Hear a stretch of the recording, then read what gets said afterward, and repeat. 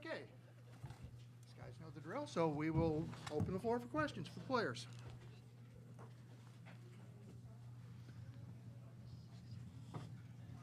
All right. For either player, talk about just how this felt. Obviously, a big hole at the beginning. You guys dug out of it, so you certainly didn't quit. Go ahead, let's start. Yeah, they took a first hard punch at us, but we recovered, and that's what I'm proud of with this team. We're just so relentless, and you don't know what's gonna happen. Especially, we did really good for playing a number 1 seed. I'm not disappointed at all. Lee? I totally agree. I'm so proud of this team. We didn't just roll over and die, but they did swing pretty hard in the beginning. But digging ourselves out of that hole, it just comes to show that we're more than willing to fight whatever it is. We're not we're not backing down from anybody. For them to be playing, we're playing in front of so many people at their home court. I think a lot of teams will just kind of back off and slow down or be afraid of all the cheering and but I'm super proud of this team. I can't really say any more about that. For both of you, your thoughts on Haley Van Lith against you all tonight? Lee? Yeah, she's a great player. 3-level scorer. I mean, she can shoot the 3, get to the mid-range, a strong guard, get to the rim. But yeah, I mean, she did a good job. She went off. Yeah, I thought we could have done a better job limiting her, but because she's such a good player, I mean, she did what she did. So. Steve Bittenbender, Associated Press. You talk about that, punch that they threw there at the beginning of the game. What did you all look to do, especially after that media timeout that led to the 12 overrun? Caitlin, I think you had a runner that kind of helped start that. What adjustments did you all make to that to counter that and get back in the game? We had to get on the boards. I know they were kind of killing us on the boards, and that's why they got that 14-0 run. And then we just had to talk to each other on defense. We just had some miscommunications, and once we got locked in with our scout, y'all saw the score. We were back in the game. Yeah. They came out obviously with a very aggressive press. So like limiting turnovers, being sure of our passes, and obviously looking at this stat sheet. I'm not super proud of how I handled the ball or limited my turnovers. So I for sure take full responsibility of being really careless with the ball, but it was just really getting the jitters out. Coach Lisa even said in the timeout, said, "Okay, this is it. We're good now. We're good. Let's refocus and get back into it." For both of you guys, the end of the season is never a good feeling, but when you think back on kind of the run you guys went on, the win in the semis, the win over BYU, the win over Nebraska, does looking back on that kind of stuff kind of soften the blow of the season ending here? It's never easy, obviously, to take a loss. You'd always want to keep playing, but looking back on the season, it's been a phenomenal season. I love the seniors to death, love this group. We're willing to run through a brick wall for each other, and I mean, a lot of people doubted us from the get-go. We just kept hearing Gonzaga's losing 50% of their scores, rebounding, and that isn't wrong.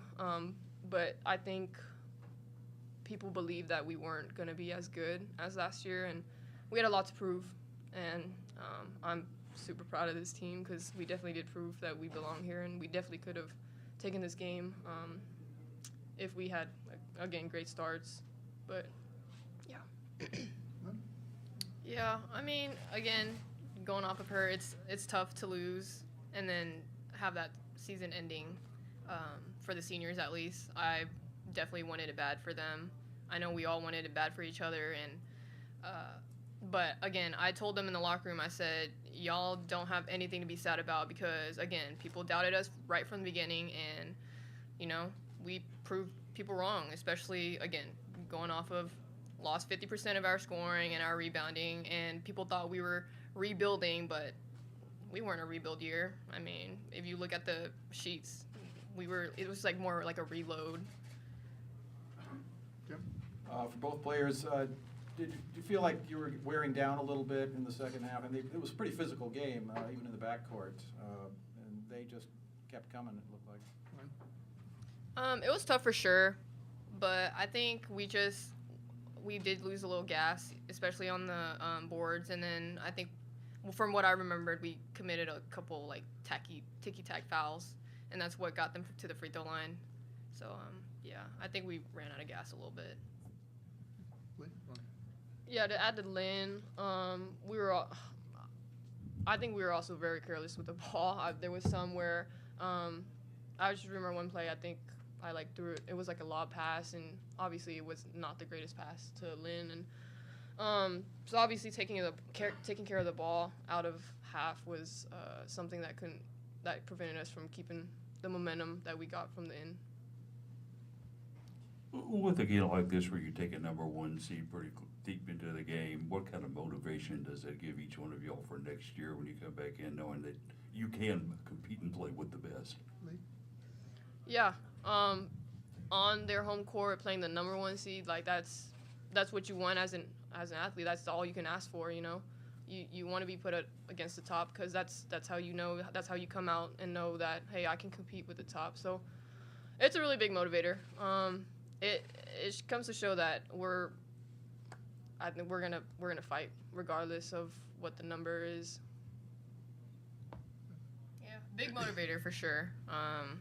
Again, we were a 9 seed, they were a 1 seed, and everyone, I feel like, expected the game to go a little differently. So I'm proud of this team. I'm proud of what we accomplished, and next year is going to be a big run for us. I was wondering if both of you could just share kind of what this senior group means to you guys, and if you had a chance to talk with any of them yet. I know the game just ended. I mean, I told them in the beginning of the season I would run to the ends of the earth for them, and I still would. I love this group to death. I mean, we all understood what it's like to be doubted, so we took that together, and it just built a bond, you know, with the whole team. But the seniors especially, I know they worked so hard. I'm gonna point out Mel. I know her shot when we first came in.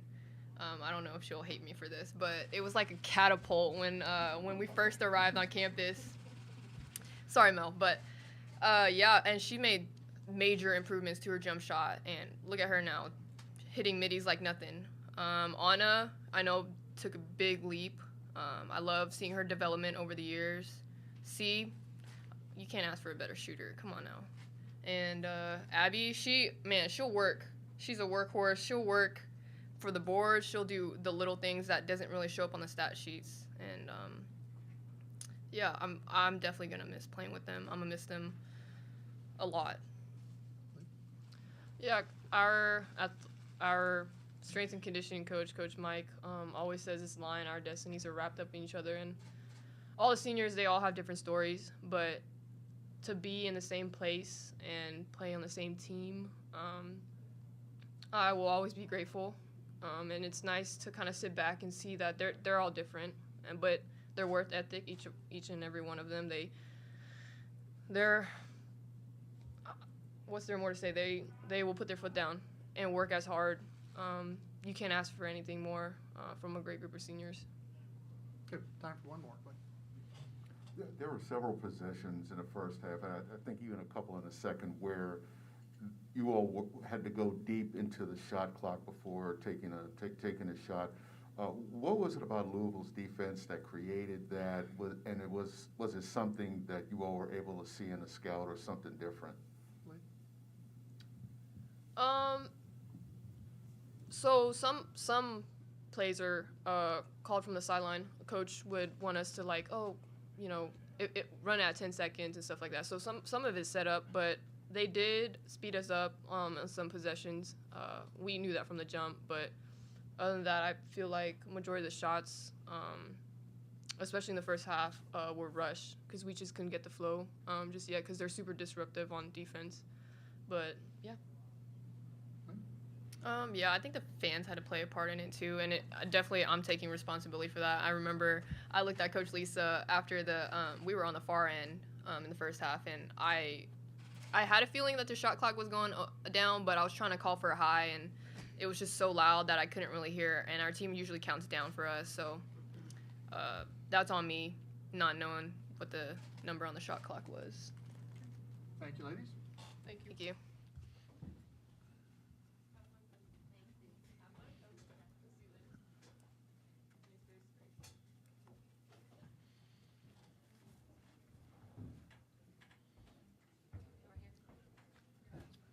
Okay, you can go ahead for an opening statement. Okay.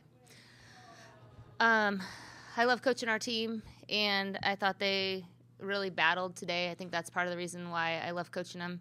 They are just a bunch of fighters, and Louisville did a great job of starting both halves, and that just became too much for us to overcome. Unfortunately, I wish we would have, come back from 14-0 to be down 4, and then to get that one, tie the second, did a nice job, and then when we came out at halftime, again, we let their pressure get to us. I think, I'm trying to analyze the stats, but my brain is spinning, and I think a lot of the turnovers kind of came in those bunches, and that third quarter was the big difference in the game. We just too many turnovers, didn't shoot it all that well, and these guys are really good at accepting more than their share. I think it was a team situation, and their defense is really good. It's designed. Whoever asked the question, was there a reason why you guys were late in the shot clock? Yeah, because they're pressuring you in the backcourt and they pressure you in the full court. And so I think it was you, sir. And their defense is good, and they're not overly disciplined in all the areas. But if you get shook or get on your heels, then it is hard to find your teammates. And unfortunately for us, we didn't have enough in the package to overcome it today. Okay, questions?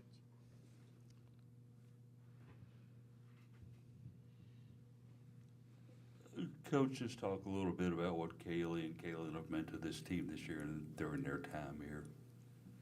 Yeah, those guys have done a really nice job in transitioning from role players into impact players. And Lee started her freshman year due to injuries, and she started all year last year. But we had 3 seniors who had graduated, and another senior, Sierra, who ends up being a 6-year senior with the redshirt transfer and the COVID and all that stuff. So last year her role was different. She was more of a distributor. She is a great passer. And then Lenny came off the bench, which she did this year too. But when we graduated, last year, we really changed the offense. We went to a lot more ball screens because those two are phenomenal in ball screens. They're great passers. They're good shooters. And they just are good at running the team. And so they've made a huge jump for us. And not only in output, but also in usage. The usage has gone way up for them. And so I think on the court, we feel very comfortable. We're lucky that, people say, how's it like with twins? Well, sometimes it's a negative to have 2 players who are the same position in the same class, just for recruiting purposes. But I don't think it's ever been a negative with those guys because they're so well-rounded. They can both shoot it. So really they're point guards, but they're easily 2 guards. With Kaylee's improved defense, when she first came in, she wasn't all that interested. I don't think either of those guys had taken a charge until I started recruiting them and told them that I'd give them candy when they came to Gonzaga if they took charges. And, now they lead us in charges taken. And so as they've improved and evolved over the years, they've just become more and more valuable to our team. And then that's just on the court stuff. I mean, they're solid kids. They're great students. They love their teammates. They bring them to the gym. They go to ice cream. They will do basically whatever you need. And so, they mean a lot to our team. I'm really happy. I'm trying to convince them for 2 more years, but I'm really happy that we got them again because as we graduate this great group of seniors, they're going to be in the hole ready to go. Steve Bittenbender, Associated Press. Lisa, obviously everyone knows kind of player Haley is, but you hold her to 6 points there in the first half, but she gets going there, scores 8 points in less than 2 minutes. What is it about her that makes her so difficult to defend against? And what did you look to do, or what did you hope to do to kind of, keep her from, having a run like that? Well, I didn't get to say good job to her. She's a local kid, so she played a really tough game. She's so intense, and some people intensity takes them out of it. And I've watched a lot of film in 2 days, but I haven't watched enough film and haven't followed her career closely enough to know this. But I think based on today, the intensity rose, and she rose to that occasion. And I think that she is that intense all the time. I remember her as a high schooler when she would come to camp, and she worked just like that. She worked very hard. She was constantly focused on her fitness and her individuals and everything that she could. And we were trying to keep her off of her left hand, even though we know she can go both ways. We were trying to keep her out of the paint. We were trying to give her nothing easy. And unfortunately, she got to the rim, and she got some easy jumpers that were uncontested. And I think that is never good.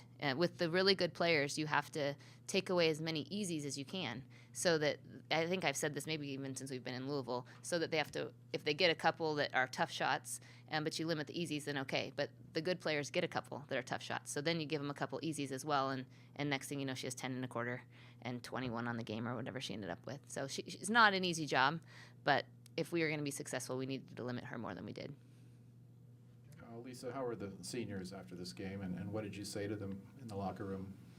Yeah, they're sad. I mean, they left their heart out there.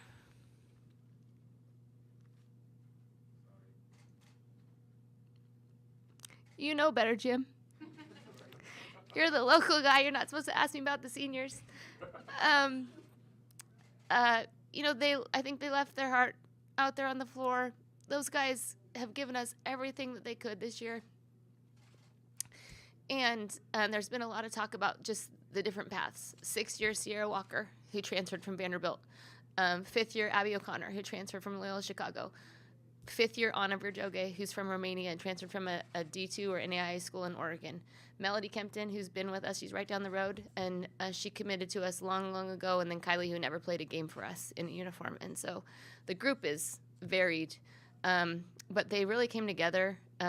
They encompass all the parts of being a Zag with all of our leadership characteristics, and they gave everything they could to each other and to the team, and I think they're grateful.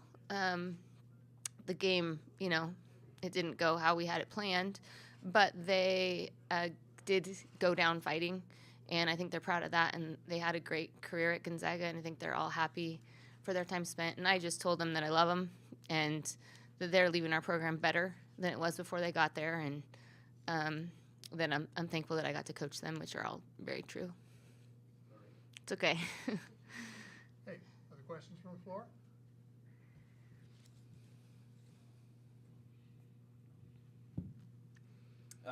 Coach, I have to imagine that, anytime players like Melody Kempton, Sierra Walker are leaving, there's going to be another offseason of wondering about scoring. I was wondering if you maybe saw something out of Kaylee in this tournament that makes you think that she can make the next step as a scorer. I know she's a talented all-around player. Yeah, I mean, she's going to have the ball in her hands, and I think that she or Lynn, they were vying. It's like they're back in the womb, trying to figure out who was the leading scorer on our team this year. I think they were toggling kind of back and forth, and then sometimes Mel would pop in there, and sometimes C would pop in there. So I think that she's aggressive and confident. I think the confidence is the big thing for those guys as they move into a new role, and every year it's a new role. So I think that Lee has a lot of potential for whatever that is. The thing is with our team is we don't need Lee to score 20. We just need her to score 1 or 2 more, and then Lynn to score 1 or 2 more, and then Bonnie to score 1 or 2 more, and then KK to play a few more minutes and score a few more. It's just kind of whatever you graduate just kind of shifts into everybody's role most of the time, not always. But I think that they're both going to come back better. I think that all of our players who are not graduating are going to come back better, and that's what we love the off season because it's the development time, and I think they're all ready for that. Okay, any other questions? We have a Zoom question from Lindsay Schnell. Hi, Lise. Congrats on a great season. The girls mentioned, that the Louisville crowd was really loud at one point and hard to communicate with each other. And I just wondered, you've been on both sides of this because you've been at GU for so long. You were there when Courtney Vandersloot was playing, and you guys hosted as a double-digit seed, and then you've gone on the road as a double-digit seed. Do you think we're at the point in the women's tournament where we need to be playing on neutral floors for all rounds? And will it give us more upsets if we do that? Hi, Lindsay. I don't know. I don't know if this is going to be very popular. I don't know if I have a definitive answer because I know that for a long time in the women's game it's been about parity. And as we've achieved parity, I don't know what the numbers say. I know there have been several upsets, both big and small, in this year's NCAA tournament in March Madness. I don't know. It would be easier to upset people when you weren't playing at their home floor. But at the same time, I don't know if we're at the point yet, and you can't tell until you try maybe, but I don't know if we're at the point yet where you would have a student-athlete experience like this in a neutral site. So I'm conflicted back and forth. I think the best part about it, I would rather play in a situation like this, and I mean, our team gave them what we had, than play in an empty arena. If it meant that we were going to win the game, then maybe I'd rather play in an empty arena. But I think it's something to look at. I think that really we're lucky at Gonzaga because our players play in front of a sold-out crowd all the time, but so many people don't, and the fan experience and the student-athlete experience is really important. So I hate playing on the road. I loved playing at home, but I'm not sure if we're there yet or not. So maybe if they try it out. I know that a lot of times you think you want one thing, or you do one thing, you think you want something else, and then you realize that the first thing wasn't so bad. So probably they should let teams bid for home sites again like they used to when we were at Gonzaga and we won several times as a lower seed. I think that's what I'm calling for right now. Thank you. Yeah. Okay, Brenda Green. Hi, Lisa.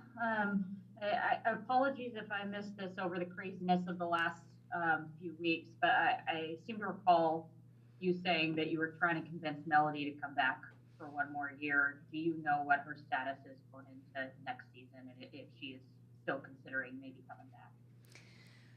Well, I told her she had to leave the door open, and I haven't asked her in the last half hour or so. But I think she's engaged, and I think she's had a great career.